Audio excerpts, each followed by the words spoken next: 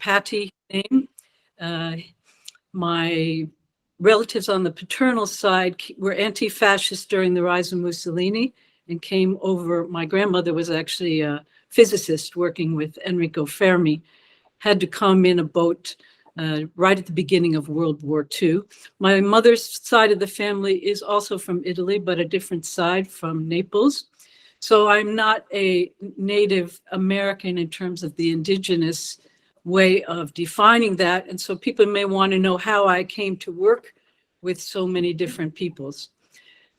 I'm also the oldest of 6, which in the days I was born in 1953, that was not considered a large family. That was just a nice sized family. But I have 4 younger siblings and 1 sister who actually worked for the United Nations for 14 years. Our family valued language. My grandparents were language teachers in New York public schools. We came from, I would say, a trilingual in the sense that there was Sicilian, Italian, and English spoken. And then I took other languages during high school, and we moved 13 times before I was 11 years old. When I went to Georgetown School of Foreign Services, when my world opened up, but before that, I think I'll mention, I think some of your participants will understand this. I luckily came from ancestry that valued dreams as messages. And that was part of normal conversation with my paternal grandmother. What did you dream? And we would talk about it. And since I was 10 years old, I had this recurring dream of being somewhere that later in my life I ended up being and changed my life. And so I valued those messages in a way that many people don't in contemporary society anymore. And one of the dreams that I had was in a place I had never been. I did write a book about a lot of my experiences that go into detail further. It's on the pop-up behind me. It's first person nonfiction. It's called Traveling Off the X. I'll talk about it later. But it ended up being a place in the center of Australia, which at the time I did not know was Uluru, which was a dreaming place. So in my early 20s, I was more called. I personally, many times in my life, I haven't wanted to do the work that I was asked to do. And then all different circumstances would happen so that I was back doing it again and again. So at the Foreign Service School in those times, there was a quota of no more than 12% females. A lot of people don't understand that the United States, it wasn't that long ago that females had quota for education, for sports, for many activities and many jobs. When I work in other countries, when I work in Saudi Arabia, for example, or in parts of Afghanistan, I say, don't give up hope. It wasn't so long ago that much of the West didn't have equal opportunity for education for women, or for sports or for music. So I graduated from the Foreign Service School at Georgetown, but before I graduated, I won a Circumnavigator's Fellowship, which had me traveling by myself. There was no internet, no cell phones in those days, in different parts of Eastern Europe and Russia. When I came back, I was actually decided I never wanted to work for the State Department or any US government after I saw what I saw in the early 70s during the Vietnam War. I first got involved with people who were part of the American Indian movement in Washington, DC with Les Whitten, and in New York, where they had a big office at one point in the 70s that was for a lot of protests that happened during that time, mostly for Native Americans in the US, but also in Canada.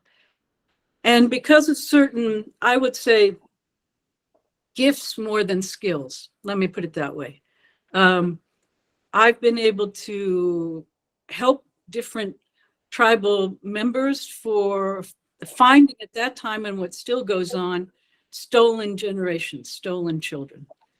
And so fast forward, I end up in Australia. That's where the dream actually was, and working with the Gumbaynggirr Nation. And when I went there, I said, they wanted me to help them. I still work with Link Up, who finds stolen children. They're all Aboriginal and they are mostly themselves stolen. Because I was working the Gumbaynggirr Nation and I had to be vetted, I guess you'd say, I mean, they've had a very terrible history in New South Wales of kidnapping children for generations. Most people don't realize that it wasn't until the 1980s that Aboriginal children, for example, were not allowed to be denied entrance to school on the basis that they were dirty. They didn't get the right to vote until the 1980s. This is in Australia. So I'm adopted in that community. I have an Aboriginal son, adopted from a very good friend of mine. That's a long story, but I worked with Link Up and I was able to find some of their people. Most had been taken as children. Unfortunately, some of them we found were deceased, but at least the family had some sort of knowledge and closure about what happened to them. And I worked and continue to work with them. Again, I'll talk about this in terms of language and customs. There's a belief that there's a right, the British especially, I will say, although, Americans and North Americans are guilty of this too, but there was a belief that, for example, Australia was terra nullius. They considered it no person, human being was there. They considered Aboriginals not human beings until the 1980s. And so if you look at a map of Australia Aboriginal languages before 1900, there were over 300 tribes and languages just in Australia. It went from 100% to 1% in less than 100 years. It was considered, quote unquote, the most effective policies for genocide, and most people don't know this, that the Nazis went to Australia in a white paper that was published before World War II, because they felt that the Australian white policy was the most effective for genocide against Indigenous peoples. And by percentage, that was true, went from 100% to 1%. It's a longer history in North America, and just skipping around a little in terms of my history before we get to the talk. Then I was working with Lakota in New York in the 70s. I eventually it's not like going into a university to be asked to be in ceremonies. It's, again, with dreams and through ceremony. So I was part of the Wiwayanwa Chipi and Lakota, roughly translated into Sundance, which unfortunately some people still think is savage ceremonies, but it's a very beautiful ceremony for the good of the tribe. And so I was, technically the English word would be apprentice for 8 years, learning how to be, and it's a very arduous path. Most people only know it from Hollywood movies, but it's of course very different. The culmination, the most spectacular, I suppose, to other people would be that we dance from sun up to sundown in the hottest part of the summer months and fast for 4 days and 4 nights. And it also involves what's called the piercings, because there's no certificate. It's on your body that you give.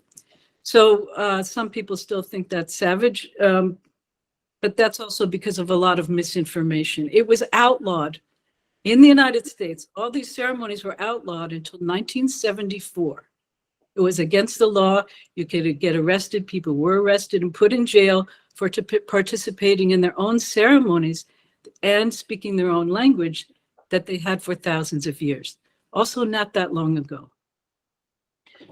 So I was part of those ceremonies. And then after that, after being in Australia and helping, because my husband at the time was a mountain guide, we wanted to go to New Zealand. And again, I describe in my book what happened. A lot of the time I'm just in a place and someone will come up to me and say, literally, we know you, even though I'd never met them before. can you help us with XYZ? And most of the time I said yes, although it was very hard on me and my family at certain years. When you worked in human rights, especially for Indigenous rights in the 70s, 80s, even the 90s, as Chief Archie Langdeer said, you weren't worth your salt if you didn't go to prison at least a few times, jail a few times. So yes, I was unjustly imprisoned for a report I had on the stolen children. A lot of people didn't want people to know, including Australia, because they went for their human rights record against China to get the Olympics in the 2000s, if you remember. And they did not want this report about their policies of genocide coming out. So they stalled it until after the Olympics. So when I was in New Zealand, members of the Ngāti Kaingongu tribe, in the North Island, came up to me and asked if I would help them get ready for the Waitangi celebration. And that was in 1990 when the British were coming to celebrate the treaty. And they wanted to upskill their presentation and include more American modern and contemporary dance with the traditional dance. So I, again, was vetted by the elders. I talk about in the book how part of the way they vetted me. And I was asked then to be the only Pākehā, non-Māori choreographer and instructor for them. And my daughter was born in that tribal area. Our son was born in Gumbangi in Australia. And I worked with them for many years with the Māori. After that, I went and retrained. I was called by the State Department for a special program they were going to have. And that's where I did a lot of my work starting in the 2000s. The first post was in Armenia, which, by the way, is one of the oldest living civilizations and languages on the planet. After that, I was in Pakistan, then in Siberia, Novosibirsk, Russia. Working at universities, mostly medical universities. I'm also a Chinese medical practitioner. I did my training in New Zealand and my graduate work in New Zealand. I'm a dual citizen of New Zealand as well. We were adopted by the Māori and also the regular official ways of being a dual citizen. Then I retrained again, this time with the human domain system. It used to be called Human Terrain System with the US Army. And I deployed to Afghanistan 5 times between 2014 and 2017. I was in Ukraine at the Medical University in Ternopil in the West in 2015 with a Peace Corps response special program. So I know firsthand there were biolabs there already in 2015. And then in Iraq and Kurdistan until March of 2020 with the Kurds there. And then when the COVID, whatever you want to call it, went through Iran, we all had to leave within 72 hours. And a friend of mine said, you'd be perfect for this job in remote Alaska, working with the Yupik people and helping with education and emergency and their new bilingual program in remote Alaskan villages.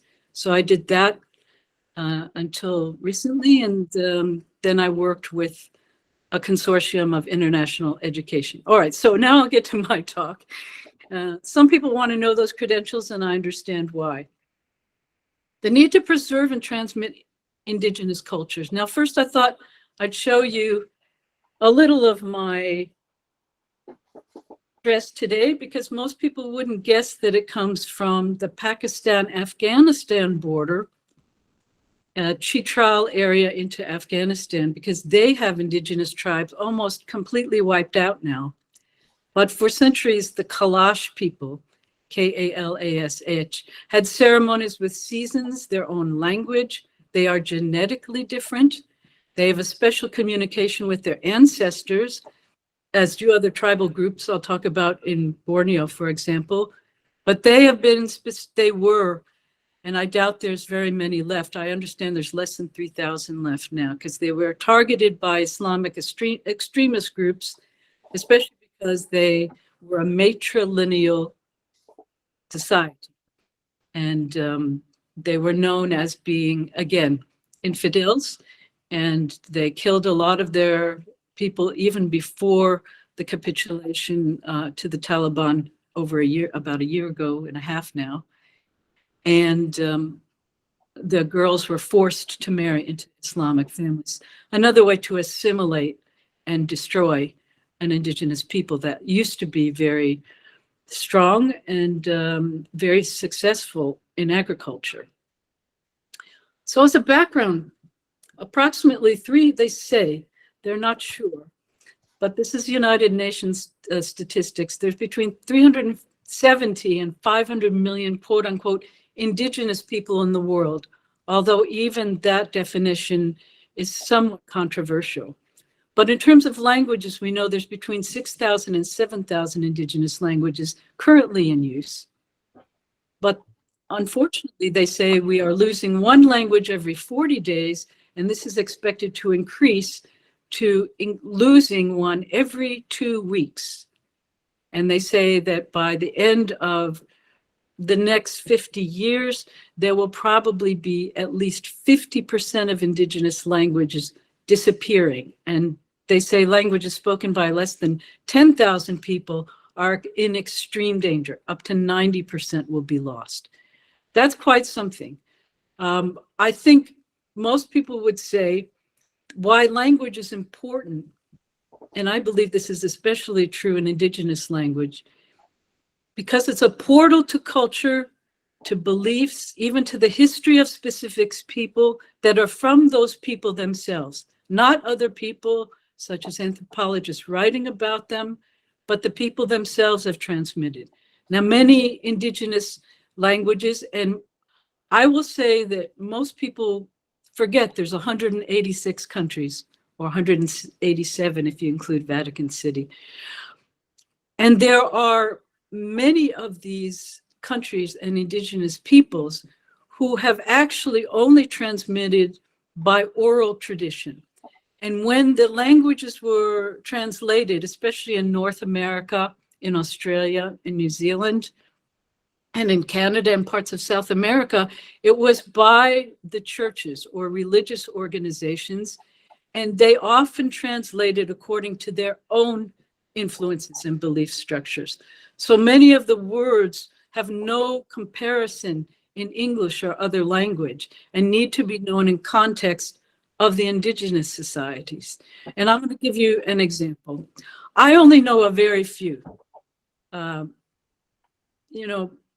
I've worked with Lakota, with Native American tribes in Texas, with Diné, with Menominee in Wisconsin, with the Yupik and Chupik in Alaska, with Maori in New Zealand, and there are different tribes within the Maori.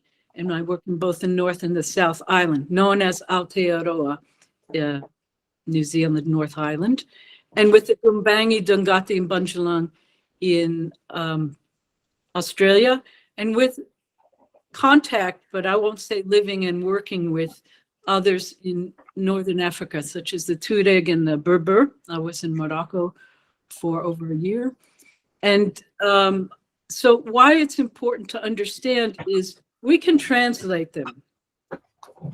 For example, I'll give, and I'm given permission to say these particular Gumbangi words. Gumbangi is one of the oldest languages I've encountered. They know it's more than 15,000 years old, probably more than that in the Gumbangi area. Very few speak it now, but fortunately, Uncle Ken Walker, he's deceased now, and many of the elders, Auntie Jessie Williams, deceased, Auntie Phoebe, they took me in as a kind of, in a formal adopted way. And so I do have permission because I've been known in cultures as a bridge. Sometimes you need someone from outside to have almost a hawk's eye view of what's going on. And also because I was educated by Catholic University, that in the Catholic Church, as well as Church of Latter-day Saints, Anglican Church especially, they kept a lot of records in their Indigenous missions, and they did a lot of the translations. And so a lot of people would mistakenly assume that when I called and talked to them over the phone, that I would be in alignment with their particular project. Often I wasn't, because I thought it was the death of their culture and language, often. But when my Aboriginal or other colleagues would call on the phone, they would tell them there wasn't any possible way to get those records. But when I would speak to them, I could get them almost right away. So in that sense, I was a bridge, especially for trying to find out what happened to a lot of these children that were stolen. And I had had training both through working with Les Whitten and Jack Anderson in investigative reporting after Georgetown, and with greater refinement in survey focus groups and the kind of questions you need to ask in working with the US Army. I used those skills to help find these children and other people that had been, quote unquote, missing. Right, so I will give you an example from Gumbaynggirr. For example, 3 words put different ways have different meanings. And for example, Jin is the word for woman. Wa is the word for transform. Ga is the word for tree. So in Gumbaynggirr, you can say Jin oa ga, which means a woman transforms into a tree. But you can also say Ga or Jin, a tree transforms into a woman. Now, some of you may be shaking your head already and go, that's ridiculous, that's impossible. But you see, those 3 words and that language structure conveys custom and belief over thousands of years that you intellectually can say that's not scientifically possible. But it actually has been possible for them. And many other phenomenon that a lot of people would say, you can't prove that. And yet there is proof through cultural history, through anecdotal history, through oral history that is discounted often by academics and people coming in who have no themselves experience of the mysterious or of the spiritual, or only think of the spiritual in context of their own religion. They can't open their mind and they have no point of reference to other ways of communication. And speaking of other ways of communication, for example, when I worked in Borneo, and again, that was one job where nobody else wanted to go in the jungles of Borneo in 2014. That was before there were roads there. A couple of times I've been involved in work where when I get there, I find out it's actually not what they said and unethical. This was one instance. The British Council was doing a mentorship to teach teachers because the Malaysian government was going from Malay and more into English, as well as discounting the indigenous languages. So again, somebody who knew me said, I think you would be good for this project. This is helping the Bidayu and Iban people way in the jungle. I'm used to living in difficult circumstances. Would you try and do that? And I said, all right. And I was introduced to the Iban and Bidayu elders there. They agreed for me to come in. That's the picture that you probably saw in the post. That's with me with one of the schools. I had 5 school areas in the area that was labeled the wild men of Borneo, because even as late as 2000, 2001, when, again, they've targeted their children to take away their children. I talk about it in my book. Same methods the British used in North America, they used in Borneo, but even worse. And to this day. So I went there, and once again, often what it does for children as well, who grow up speaking an indigenous language, let's say Iban or Bidayu, then the official language is Malay. Okay, so that's their second or third language. Then they say they have to speak English in order to pass a lot of these subjects. Now, it's not that the children aren't smart per se, but how many in North America, how many children speak 3 or 4 languages to get through school? Not many. And this puts tremendous pressure and also breaks up the generations who haven't had to learn those same languages and can't communicate with their children in the same way. And when BP came in for cutting down the forests in order to have this palm oil, one of the things they did when I was there, before I went there, they didn't have the roads or the cell phone towers. And I was there during the 9 months, which they did. And what a big difference, even within 1 or 2 months of having the cell phone towers and these roads. It really started to break up the families. They didn't have the nighttime story time and dancing that they used to have, because now people were on their phones. They didn't use the language as much because now the language wasn't seen as significant because all the advertisements were in Malay or English. You could see within less than a year how that was destroying that area. And then they were taking away the children as well, because the Badayu were either using their ancient and ancestral religion or converted to Christianity. But unfortunately, Islamist extremists targeted them too, and so took away their children. Yeah, a lot of their children were used in madrasas and trained as suicide bombers. Very serious, still going on now in Malaysia, in Borneo. And of course, their food source and a lot of their animals were destroyed by this clear cutting for the palm oil. So in Borneo, people said they were wild men because this is what they did. If you understand from their point of view, someone coming, literally kidnapping your children, killing your adults that try and protect them. When they came from across the Indonesian border towards Tebedu, where I worked, they did what they've done through hundreds of years against the Japanese and other invaders. Not only did they kill the invaders, but they put their heads on spikes to show the others not to come. And because of that, they were targeted even more. But it also was a misunderstanding of their view of worshiping.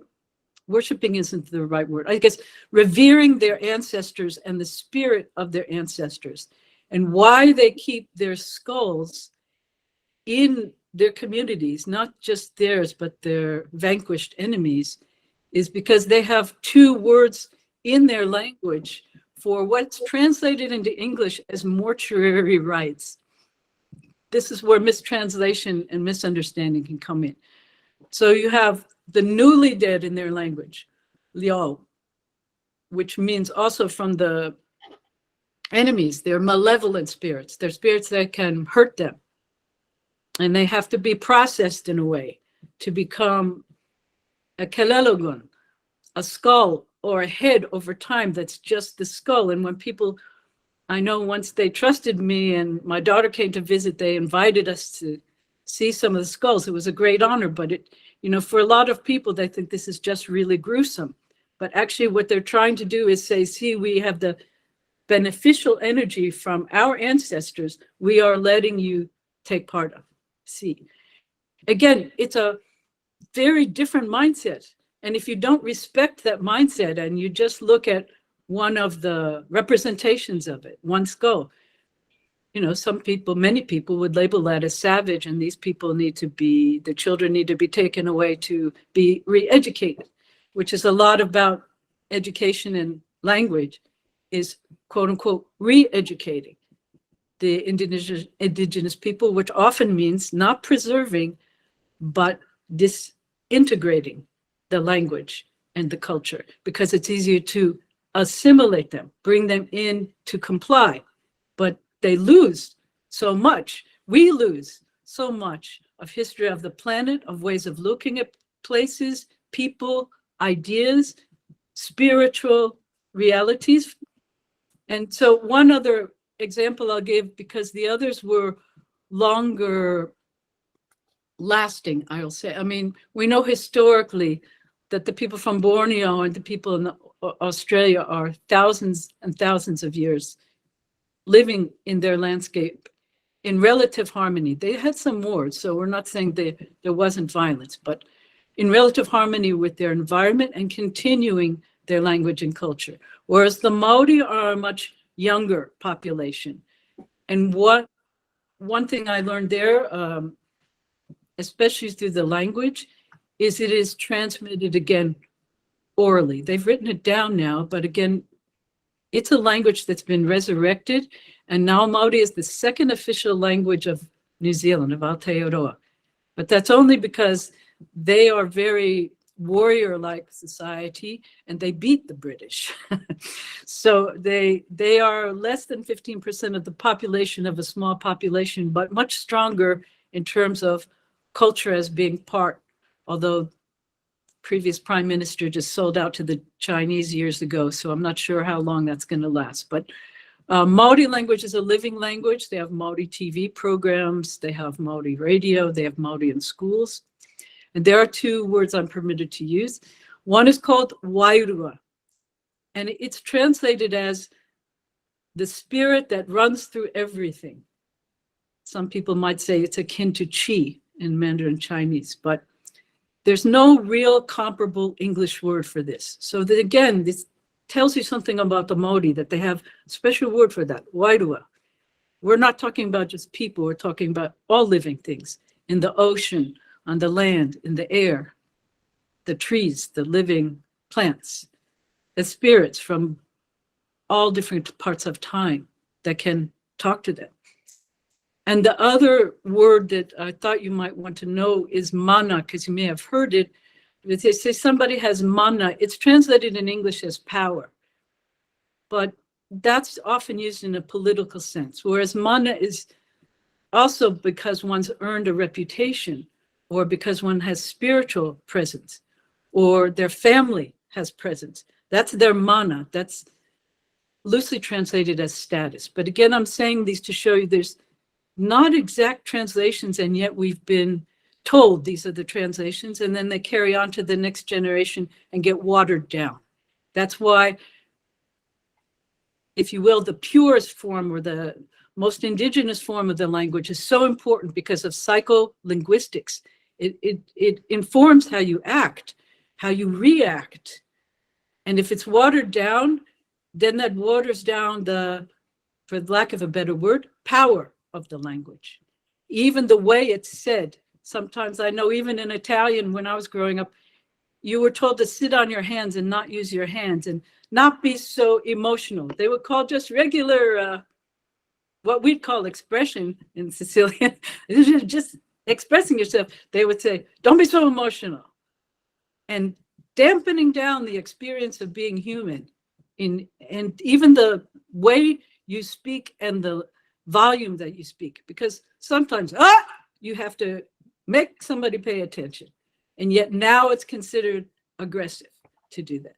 You know, it's becoming monopolizing what is supposedly acceptable for the sake of inclusion, which I think personally is a mistake. Just go quickly because I realize I've already taken quite a bit of time. The culture and landscape relationships and responsibilities are very different in many indigenous populations.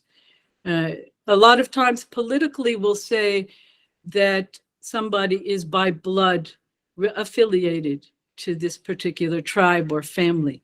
And the sense of family, even like in Lakota, Tioshpaye, there's no real comparable word, or whānau in Māori. It doesn't mean just the mother, father, sister, brothers. And it doesn't mean just people by marriage or blood. It can also mean people who have been adopted because of service. And I'll just mention very briefly the warrior societies, which again threaten a lot of governments. When you say warrior, the Borneo have warrior societies. Most Native American, I'm most familiar with the Lakota, Akechita, the warrior societies, Tokala. The Maori warrior societies, they were not necessarily just for war, because again, this is an English translation. They were people who will go through ceremonies, hard tests, if you will, to prove that they can be brave, they have courage, they can help protect, they have honor. That if something, again, I'll use both Māori and Australian because I'm more familiar with them, and they still exist in the Northern Territory of Australia. If you're part of Pitjantjatjara and certain other tribes, only these particular tribes have been granted still. Maybe they'll change it, unfortunately. COVID was a big excuse for a lot of changes up there. That you can have tribal justice or non-tribal British justice, Australian justice. So if you do something like hurt a child, in tribal justice, you make restitution to the family and the penalty is death if they prove it. That's it. So you can never reoffend again on a child. But if you say, I don't want to do that, I want to go to the Australian British system where probably I won't even be in jail, then you can never go back to tribal justice. It's one or the other. Same thing, they, like in many tribes in Central America, I know, and probably in Africa from what I've read, though I don't personally know, is they mark you in some way. In a less perhaps vivid way that they do in strict Sharia law in Saudi Arabia, for example. I lived on Butcher Block in Riyadh, so we could hear them administer these punishments that they would cut off a hand or kill someone. And then you would know this person had been convicted of stealing, although it has to be absolute that you prove it in tribal law, and then they mark you with something that somebody can see coming towards you. This person has been a criminal, offended the law. So, excuse me. These are being gradually but significantly diminished. The control of their own tribal law, control over how children are raised, control over language. You control language, you control thought. That's why they often, most people don't realize that it was against the law in most of these countries, Canada, the United States, Australia, to speak your own language in public schools. You would get punished. And so the next generation would not learn as well. And the generation after that would see, especially once television and cell phones and internet came in, that they weren't considered as significant, that spiritual learning was not, there was no subject for spiritual learning in public schools. That gives the children a value that it's not important. By not including it at all, gives them more signal that this is, our culture is not important. This part of life is not important because we have math, we have social studies, we have social emotional learning, we have all of these things, but we can't have spiritual in school at all, not even moment of silence. So these are all destroyers of indigenous cultures, and it's happening very fast. And yet they have so much to teach us if we're willing to learn and willing not to be on the screen to learn. We have to do it today, so I'm thankful for that. But person to person has to be human, has to be human, because if you believe in the spiritual component of a human being, my auntie Emily, rest her soul, used to say, she used to call the internet the spider web. She said, don't get into that spider web. They catch you and you won't be able to go out.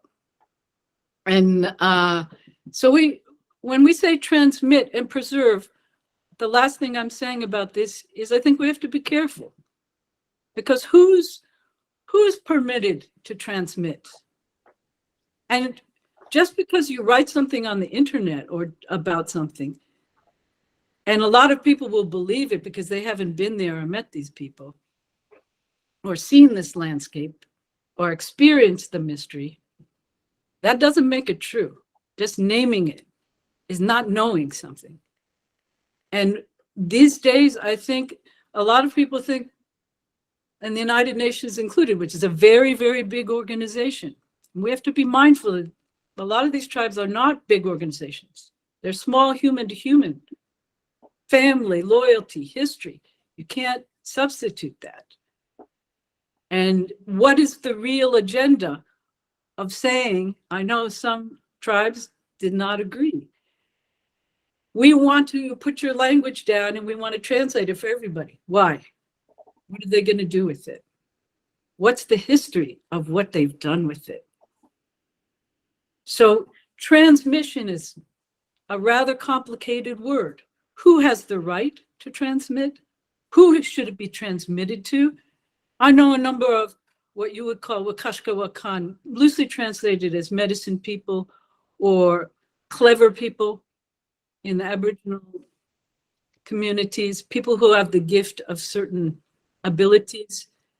They say, we shouldn't transmit it to just anybody. You have to go through the rules. You have to go through the test. Then you get the transmission, because we want to make sure you use it honorably. And if you bypass that and just write it down or make a video about it, that's not the same. And we don't agree. You didn't ask us. And then some people say, oh, well, they're being so selfish. The whole world needs to know this. Do they? I just leave you with that question. Because that's a lot of the agenda is not only the communication, it's also transhumanism. No more humans needed now for this. They cut out the middle person, which is the whole point of a lot of indigenous cultures and customs, is to refine and develop and expand the human being. Many indigenous cultures, their name of themselves, like the Dine, is actually translated as human being or the people. And their connection to the spiritual, to the mystical, to everything, not just on this earth, use your imagination further to the universe and those energies. And so do we want it just all to be into machines, into being what we would call a dead piece of paper or a screen that anybody can just come in and then use a little part of and say, oh, this is Dangati. There's no more Dangati people left, by the way. No more. None as of 2000. So we are not only losing languages, we are losing people. And you have to ask what the agenda is sometimes of big organizations coming in and saying, we're here to help you. How? You have to ask how. How will it be transmitted? Preserved implies something dead in a way, like you preserve food, you preserve a skull in the Borneo. We want life and living language and living customs for those who are given permission or through their ancestry are, almost hate to use the word, but I think it's appropriate here. They are the real ones who are entitled to use that language. So I thank you very much for your time. If you have, this is just my personal opinion. If you have questions, please ask me. Thank you so much, Jo Patti. Really appreciate your insights. In fact, listening to you really shows that you've been there. You've been in many places. You're not just talking. It's not what you read. Like many scholars who are reading just books and coming to theorize. This is a lived experience for you in many places, and that's why we're really honored that you are here to share your stories. And you talk us through history, your personal history, and also history of those places that you went to. And one of the things that you talked about that really resonated with me when you were translating a woman transformed into a tree, and you talked about that very word, Ga. Ga, which is transformation, I guess that's where you translated it, right? Jinwaga, woman translates is jin. Wa is the transforming. Ga is tree. Tree, or guys. Right, where is transformation? That's very interesting, and in so many cultures, for instance, for my own culture, the Igbo language is in southeastern part of Nigeria. So that Ga, which is a tree, right, is a movement, and I'm trying to make a connection there, which is the idea of transformation, and a woman transforming into a tree. And I'm trying to connect it to what you experienced, I guess, in Pakistan, no, in one other countries in Asia, so, that you talked about, where they preserve the skulls of the dead, their ancestors, and also those invaders who have come to commit violence against them. And this is very interesting. And this has really taught me a lot that there is a connection actually between indigenous practices in many countries around the world. For instance, in Africa, in some of the indigenous societies in Africa, there is also this idea of preserving the scores of their ancestors and those who have been transformed, right? And they venerate them. And the same thing exists there. When you go there, you can actually see some of the ancestors, and you could venerate. And the bad ones, bad people as well. Similar things, of course, right? And I am happy you passed through the Catholic Church as well. In the Catholic Church, in Christianity, there's idea of preserving the saints and venerating the saints.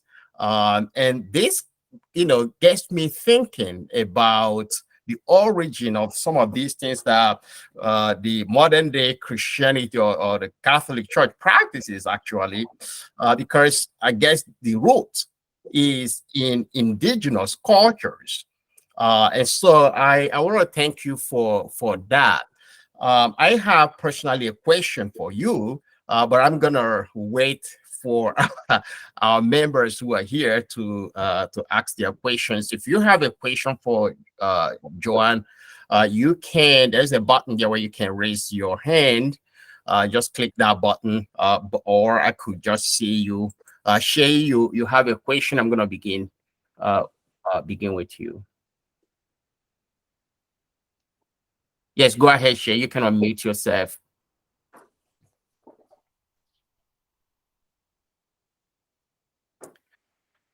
You are still muted, Shay.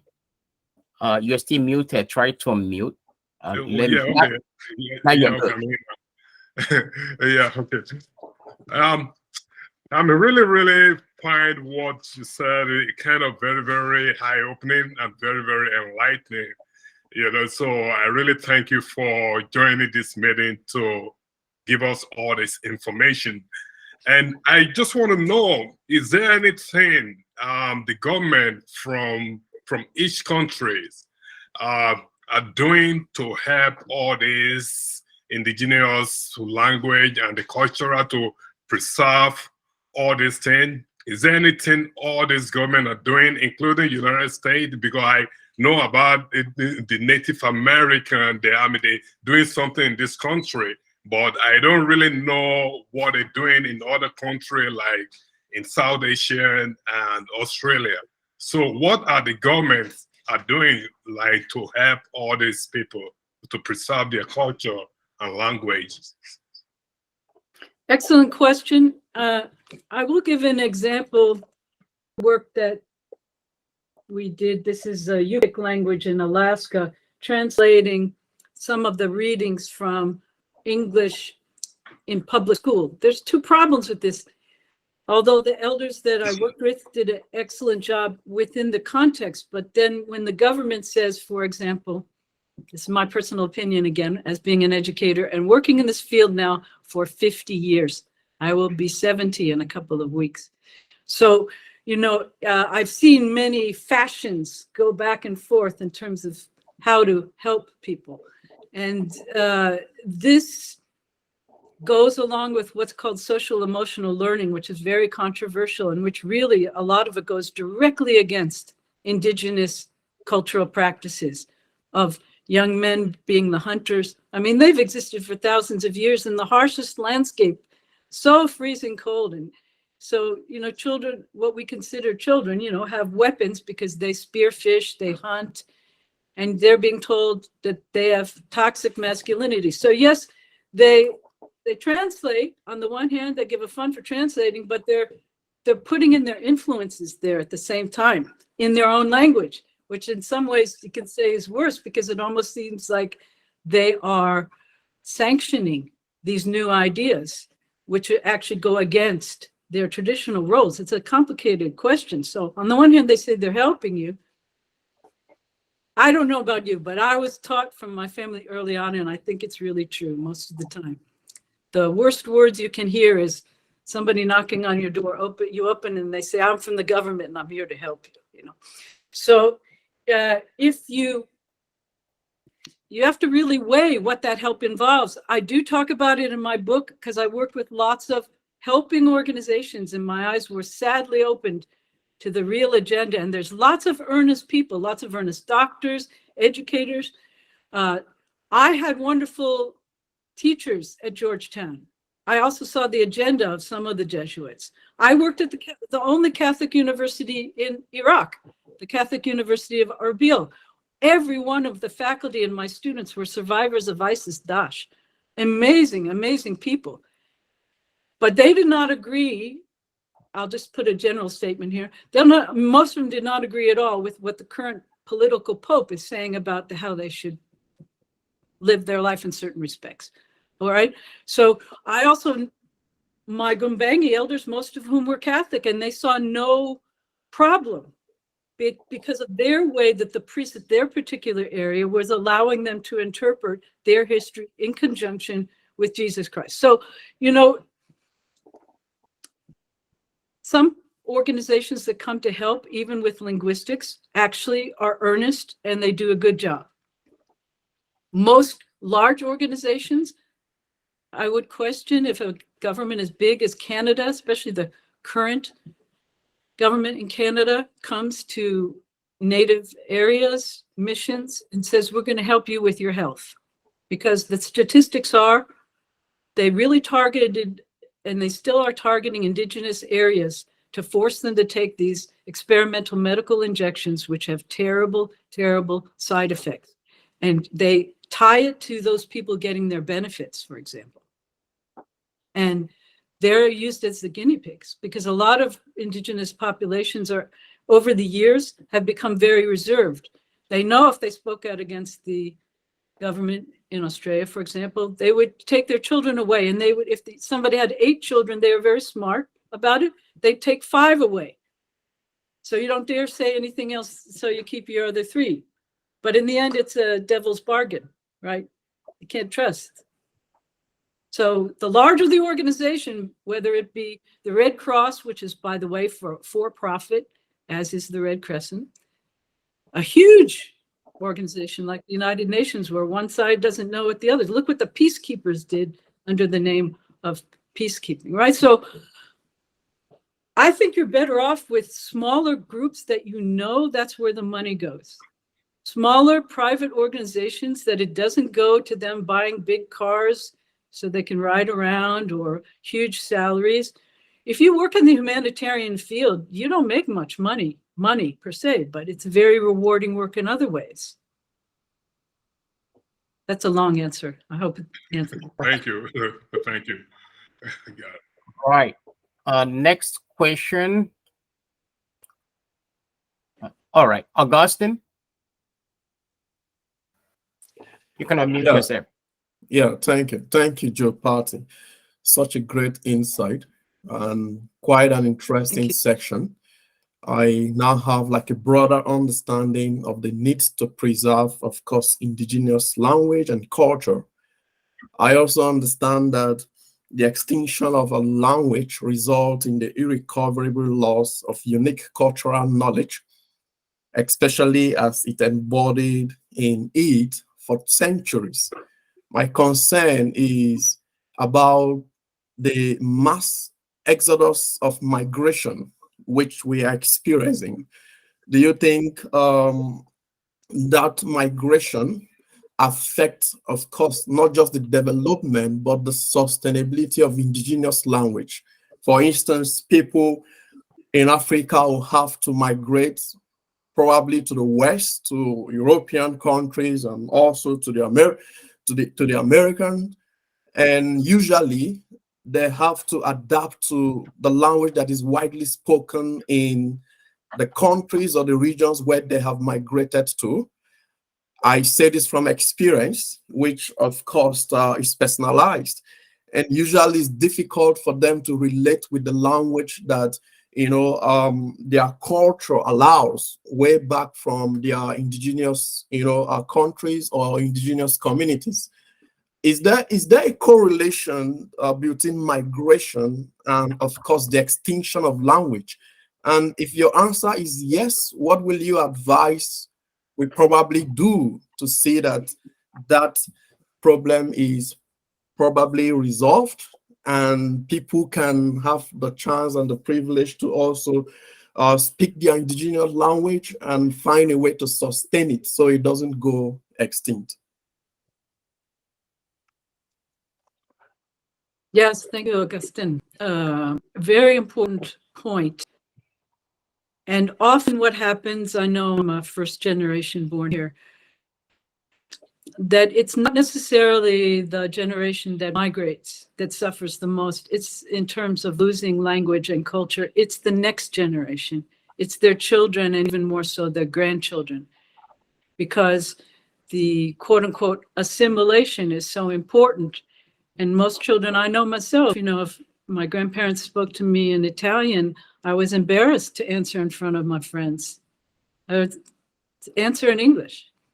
And I know that happens with many families. I would say, the culture that's best, the two cultures I've seen that are best in the United States and Canada for continuing their traditions and language are the Chinese and the Japanese. And to an extent, those from India, although India has so many different languages too.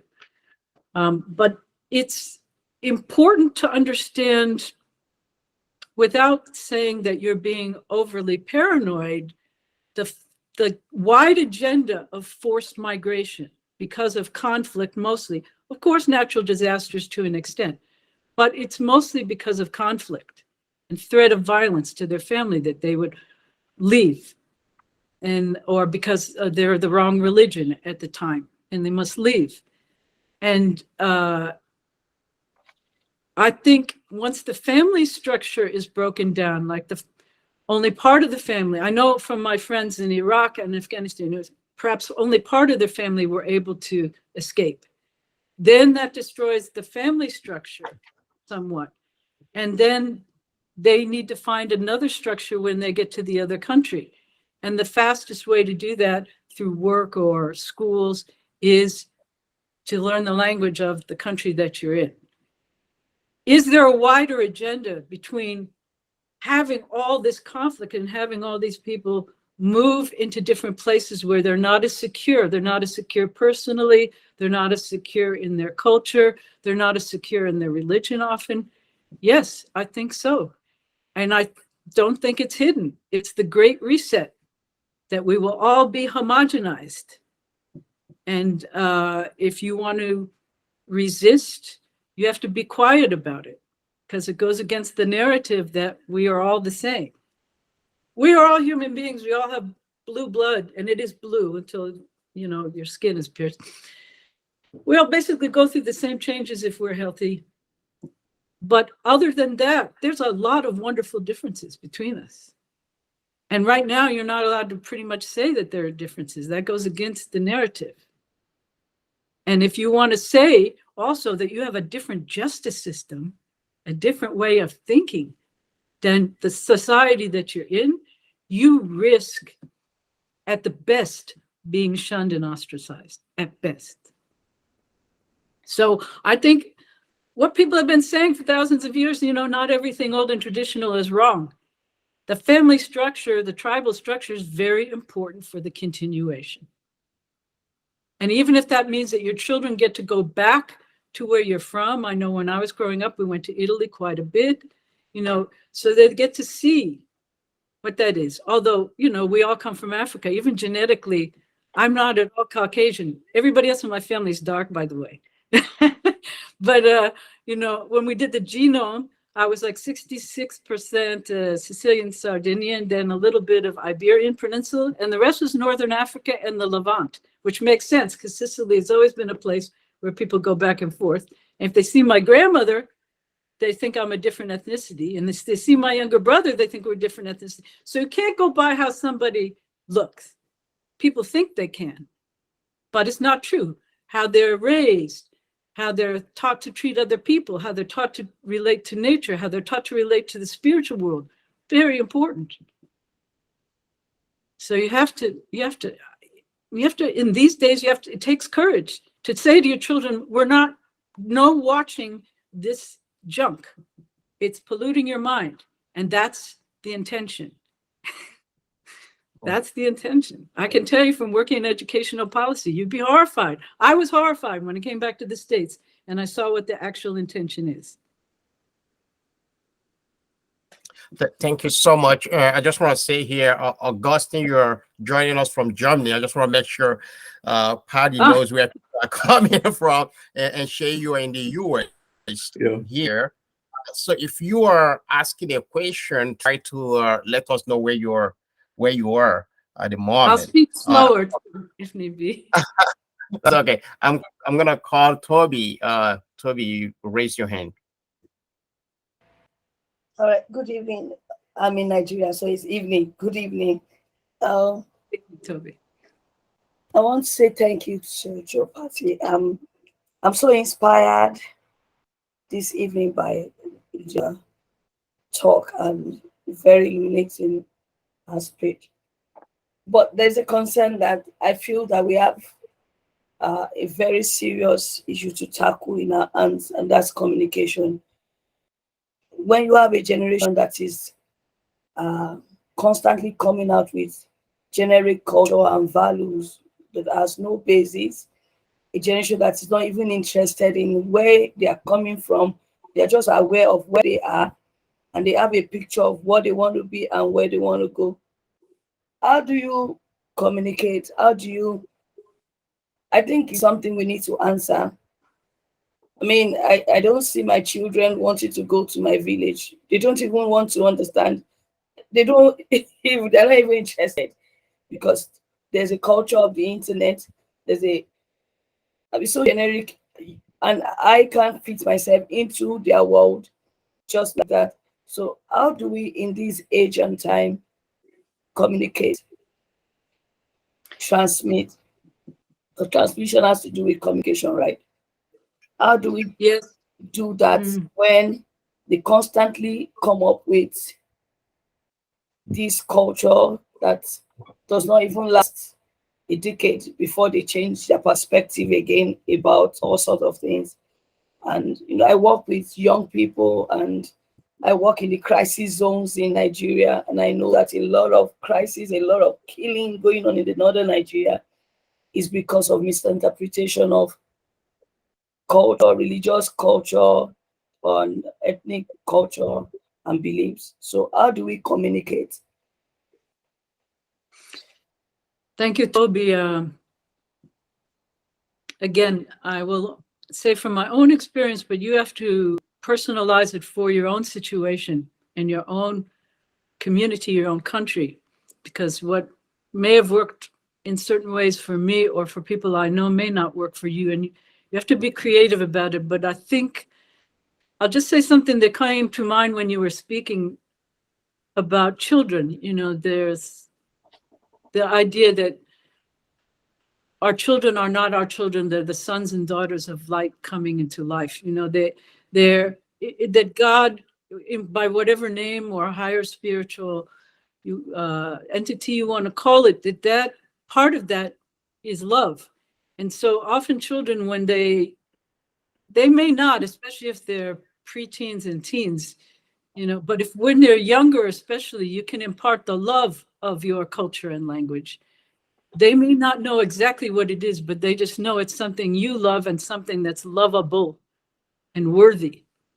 And in a way, same in teaching. That's why they go into the education system. They know if they can manipulate the children early on away from it, they've got them, right? They seduce them with all this other stuff that, probably they're never going to get, but they think they will get when they're 15. Anyway, so I do think love, it may go away for a while. They don't want to go to the village right now. The other thing I will say is sometimes people are just, I know for a while I was a high school principal in Denver after Columbine, after the violence there. And a lot of gangs there. And I worked in anti-gang in New York too. And a lot of times, the parents, I'm sorry to say, they just did weak parenting. You know, they say, oh, well, I can't know where my 15 or 16-year-old is. Why not? Did they want food? They have to come home sometime. You know, I mean, they would say, I can't restrict their internet access. Really? Why don't you just get a net nanny? Or, you know, I mean, it was because they didn't want to be disliked or unpopular. Lots of different reasons. But you only have a certain amount of years where you really have the influence over your children to form their character. And sometimes it may go away for a while between the ages of 14 and 18, or even earlier these days. But if they have that foundation before they go through puberty, it is much easier to resurrect it later. They may go off for a while, but then they start realizing, you know, oh, my parents were so stupid when I was 14, but by 25, oh, you know, they knew something. So it's important, if it's possible, to bring your children. I know we did this. So my children went to different high schools for a year in different countries so they could see. And I know my daughter and my son, when they went to Pakistan working with, you know, they saw a lot of things that even if we told them, it's much different than if they experienced. So, and a lot of times as young teenagers, they'll be kicking and screaming, saying, no, I don't want to go. But if you actually get them there for a week or two, you know, and no distraction if possible, they may not even admit it to you, but something will change. But as long as it's a screen, or as long as it's people talking about it, that's not enough. And this is why I know it takes courage these days, because you know, the way children talk to their parents these days is awful. And a lot of parents, they can't stand the abuse, so they give in. But that doesn't do the children any good. If you want to know someone who's doing really good in UK, look at Catherine Birbal Singh. She's turned inner city youth, and she has the strictest school. Uniforms, no talking, studying Latin, studying poetry, things like that. And the highest marks in all of inner city London. They can't believe it. Michaela schools, they're called. I mean, you can do it, but you have to have, if you're a single parent or if you don't have a strong family ethic that will help you, it is harder, I will agree. But you have to find like-minded people, like-minded, educated. And even if it's small, at least in a way you've rescued a few. I used to think, as many people often do when they go in these fields, oh, I hope I can change policy for hundreds, maybe thousands of people. Why don't you just try one? Why don't you just try 5? You have 5, they each reach 5, that's 25. You reach 10 over the years, you might reach a few hundred. That's a lot of people to have changed their mind and to have made them stronger. So that's my opinion. I hope it helps. But love helps a lot when these early years. Children go with loyalty and love before the puberty. Thank you, Joanne. I know we don't have time. We've exceeded the 1 hour slot we have. But I just want to ask you, given the fact that many people are migrating, leaving the indigenous communities and moving to other countries, other places, even within their own countries, right, to the urban areas. And it's going to intensify because of climate change, right? It's just going to continue. So how do we, you talked about how to reconnect or, helping children to actually visit.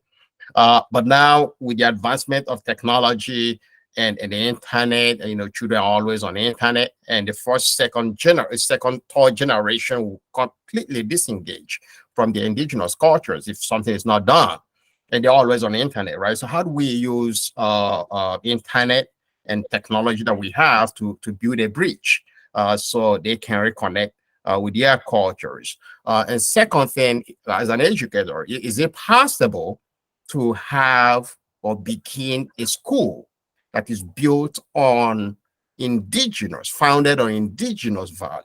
We have Catholic schools, we have all kinds of schools, right? Religious schools, Islamic schools. But I just have not seen, private schools or even public schools founded on indigenous culture or indigenous values. Is it possible? Yes, I can give you examples in the United States and one in New Zealand. It is, of course, it takes some money and it takes land and other things if possible, but the Wolakota Waldorf School, a bilingual school on the Pine Ridge Reservation in South Dakota, most people know as the Sioux, Lakota, and they are one of the poorest counties in the whole United States, and they have a thriving school, bilingual, their own curriculum. Their students do very well. Right now, it's only through 8th grade, but still, if you have a good foundation, kindergarten through 8th grade, that's a lot. There is one in Hawaii, an indigenous school that I know. There's the Maori, Ngatikahunganu, the tribe I worked with for many years, and my daughter was born into. They have their own schools. They have their own kohanga, means a children's nest. So they have the young children there learning the language all the time. Ceremonies, everything, right? Everything all around. They have meals together, all generations have meals together. That's a big thing, you know, even in a school, if you have different generations who are invited to come in, there was a little bit of that in some of the remote communities in Alaska, where the elders were invited to come in, teach carving, teach other things, and eat with them. Just, you know, sharing meals with children, different generations, with the language. That really helps. So there are ways to do it. I don't think in a wide public federal school system, it's quite possible. You have to have an after-school program or something to supplement. And if you can't be there in person, the next best thing is, instead of watching, you know, trashy stuff on Netflix and so forth, then have a Zoom meeting with your relatives in other places. And just like you'd be setting aside time for watching a show, okay, we're going to go, we're talking to we can do it these days. That's a good thing about this.